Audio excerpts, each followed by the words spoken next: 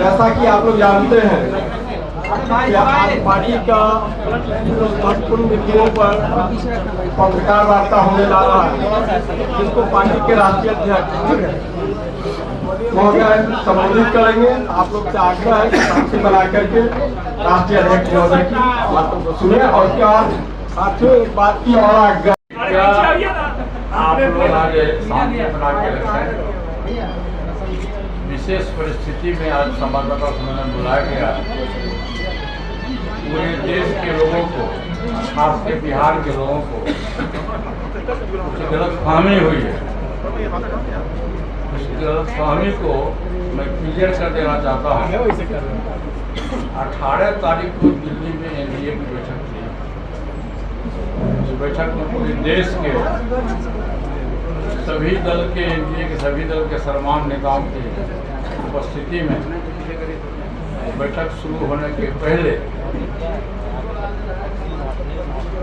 चिराग पासवान जी आए और सबसे पहले उन्होंने माननीय प्रधानमंत्री जी पैर छू के आशीर्वाद लिया। माननीय प्रधानमंत्री जी के एक व्यक्ति होम मिनिस्टर जी के बाद मैं खड़ा था, वो हमारे पास आए और उन्होंने पैर छुआ। मैंने उनको दिल से आशीर्वाद दिया।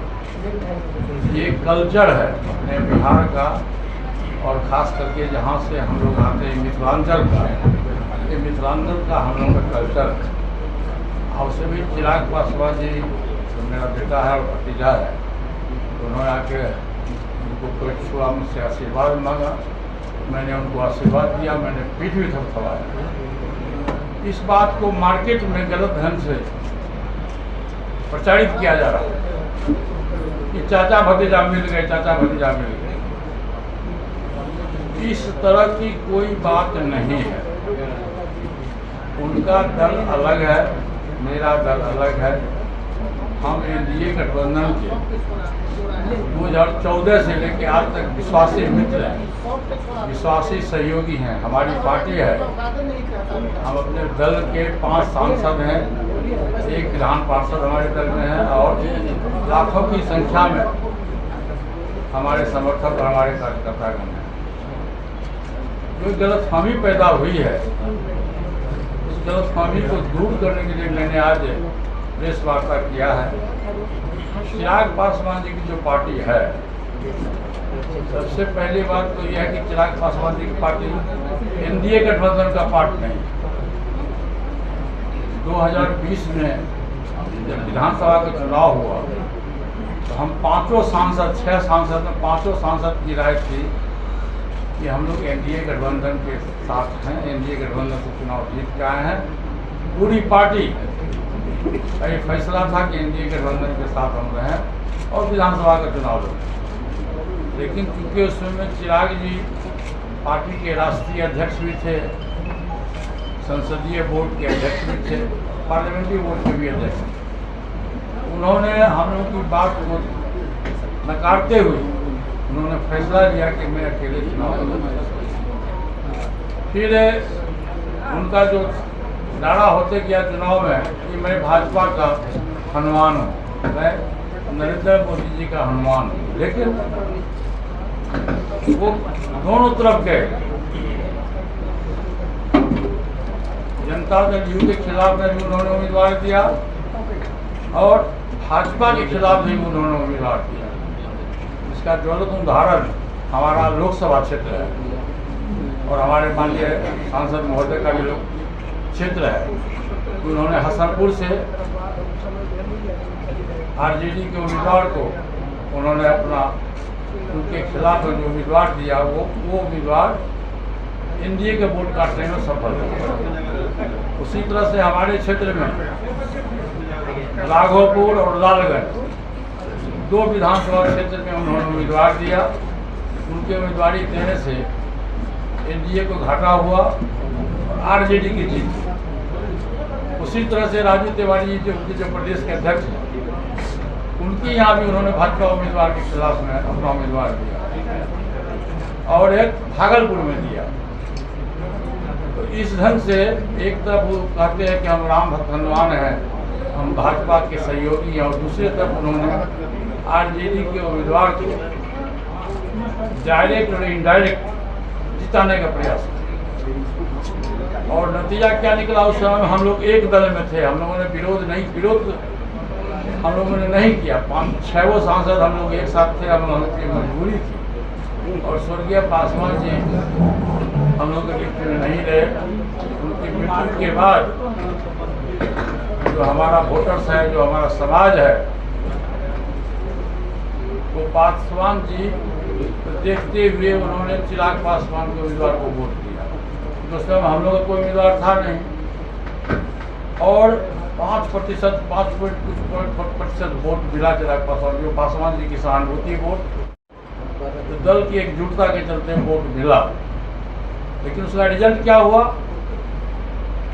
रिजल्ट हुआ उनका सिर्फ एक उम्मीदवार जीता।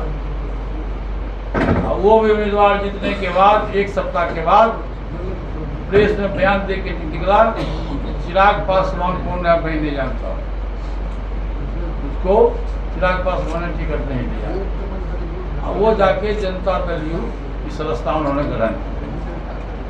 और उस समय से आज तक 2020 से लेकर 2023 तक हम लोग की लड़ाई थी चिराग पासवान से कि तुम एनडीए गठबंधन के साथ हम लोग रहें, लेकिन वो हम लोग की बात को, बहुमत की बात को उन्होंने काट दी। और 2 बरस के बाद फिर परेशान होकर के वो एनडीए गठबंधन में आने के लिए प्रयास किए। तो ये राजनीतिक चरित्र नहीं है। हंसना और गाल फुलाना एक साथ नहीं चलेगा। और हम एनडीए के पुराने सहयोगी हैं और विश्वासी सहयोगी भी हैं। इसका ज्वलंत उदाहरण आज भी आप देखे होइएगा कि रोजगार मेला का उद्घाटन माननीय प्रधानमंत्री जी के द्वारा हमारे नाम का ही प्रपोजल दिया गया, और आज में तो रोजगार मेला का भी उद्घाटन किया। मार्केट में कुछ गलतफहमी है, जो प्रेस मीडिया के साथी हैं, आज वहाँ कुछ लोग बोल रहे थे कि आपकी पार्टी में टूट है। अरे पार्टी में कहाँ टूट है? हमारे पार्टी में 5 सांसद है, 3 सांसद यहाँ मौजूद है, एक प्रिंस राज है, 4 है, एक श्रीमती बीना देवी है। इसलिए हमारे दल में कहीं कोई टूट नहीं है, कहीं कोई फूट नहीं है, और हम भाजपा के सहयोगी दल हैं, ईमानदार सहयोगी दल हैं। और जहाँ तक हाजीपुर का सवाल है, चिराग पासवान जी का कहना है कि हाजीपुर मेरे पिता की कर्मभूमि है। तो उनके पिता की कर्मभूमि है तो मेरे भाई का भी कर्मभूमि है। और मैं शुरू से कहता आया हूँ कि जब से राजनीतिक जीवन में 69 से पासवान जी आए, पहले वो हमारा जो जहाँ घर है अलौली, वहाँ से बिहार विधानसभा के सदस्य चुने गए। और जब 77 में वो हाजीपुर से सांसद बने, मैं उस समय टीचर था, मैं सरकारी नौकरी में था। उन्होंने मुझको ही बुला के कहा कि पारस तुम ही मेरा उत्तराधिकारी हो, तुम ही अलौली से चुनाव लड़ो। और मैं अलौली से चुनाव लड़ा भाई साहब, और 7 बार अलौली विधानसभा से मैं विधायक बना।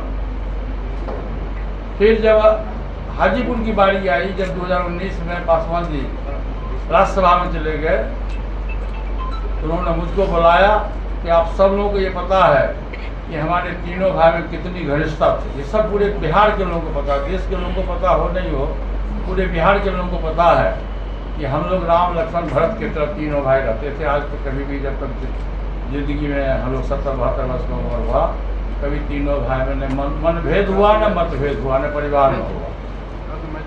फिर उन्होंने मुझको बुलाया कि पारस हमारे पीठ पर हाथ देखो, तुम मेरा छोटा भाई हो और तुम हमारी बात को मानते हो, तुम हाजीपुर से चुनाव लड़ो। मैंने कहा कि भैया हम तो बिहार सरकार में कैबिनेट मिनिस्टर है और दिल्ली में कभी गया नहीं हूँ। मैं 77 से लेकर आज तक मैं बिहार की राजनीति में हूँ। आप परिवार में से किसी दूसरे सदस्य को चुनाव लड़ा। मैंने नाम लिया कि आप चिराग पासवान जी को लड़ा दीजिए, आप भाभी जी को लड़ा दीजिए। उन्होंने कहा कि नहीं, चिराग पासवान जमुई से सांसद है, वो जमुई से लड़ेगा। तुम हाजीपुर को 77 से लेकर आज तक तुम हाजीपुर को जानते हो, हाजीपुर हमारी माँ है, और हमारा सपना है, हमारा सोच है कि मेरे नहीं रहने के बावजूद भी हाजीपुर में जो मेरा पूरा कार्य पड़ा हुआ है, तुम ही इस कार्य को पूरा करोगे। चिराग पासवान जमुई के सांसद है और जितना मुझको विश्वास तुम पर है उतना परिवार के किसी दूसरे सदस्य पर नहीं। मैंने उनकी बात को काट नहीं सका। मैं चुनाव लड़ा और जिस दिन नामांकन हुआ उस दिन मैंने आप हाजीपुर के बहुत से हमारे कार्यकर्ता लोग हैं यहाँ, मैंने अपने भाषण में कहा था कि मैं हाजीपुर से चुनाव लड़ना नहीं चाहता था, लेकिन बड़े भैया का आदेश है और पार्टी का निर्देश है कि मैं चुनाव लड़ रहा हूँ। इस चुनाव में मेरा प्रमोशन नहीं हो रहा, मेरा डिमोशन हो रहा, क्योंकि मैं बिहार सरकार के कैबिनेट मिनिस्टर हूँ। उसमें पत्रकार साथी ने हाजीपुर में सब लोग लिखे अखबार में कि पारस जी चुनाव हार मान लिए, पहले दिन मान लिए, इसलिए उन्होंने इस तरह की बात कही। लेकिन एक और रसूल की बात है, पासवान जी को जितना विश्वास मुझ पर था, मैं समझता हूं कि परिवार में किसी दूसरे व्यक्ति पर उनको विश्वास नहीं था, इसलिए उन्होंने मुझको अपना उत्तराधिकारी चुना। इसलिए भाई साहब, मैं आप तमाम लोगों को ये आगाह करना चाहता हूं कि चिराग पासवान जी और सुनील कुमार पारस का जो गला में गला मिलते हुए आप देखे हैं, वो एक रिश्ता अलग है, राजनीति का रिश्ता अलग है। चिराग पासवान अपने जगह पर है, मैं अपने जगह पर हूँ, लेकिन हाजीपुर से मैं चुनाव लड़ूंगा, इसको दुनिया की कोई ताकत नहीं रोक सकता है।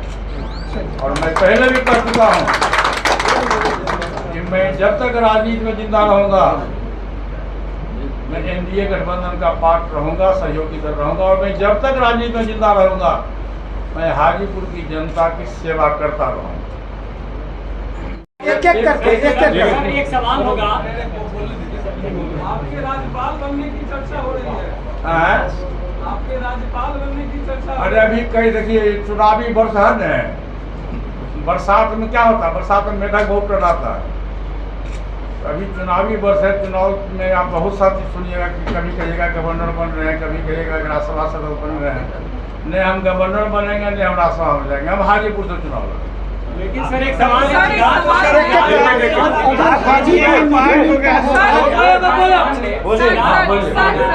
चिराग पासवान ने ये साफ कर दिया है कि वो हाजीपुर छोड़कर कहीं से चुनाव लड़ेंगे। हाजीपुर से ऐसा है सर, एनडीए गठबंधन के सहयोगी दल हम हैं शुरू से। चिराग पासवान जी अभी तक विधिवत एनडीए गठबंधन के सदस्य नहीं हुए हैं।